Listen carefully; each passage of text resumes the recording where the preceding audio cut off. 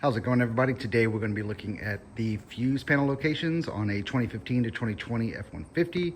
So today I've got my 2017 EcoBoost, and it's going to have two different locations. Going to have one right here on the passenger side of the engine bay. Right there. Just a quick little tab. And then second location is going to be under your passenger side glove box, right behind this little panel. We've already got easy access here. It's going to be just this little panel. It's got this little tab right there, and then got it right there.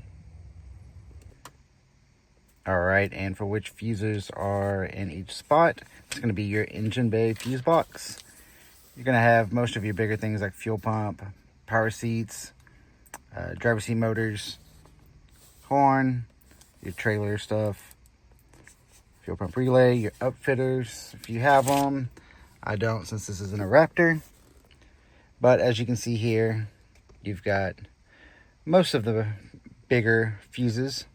And then once you come over to the interior, you're going to have more of your interior specific fuses, as you can see here. So if you still have your user's manual, it's on page about 309 to 314. Check it out and see what you need.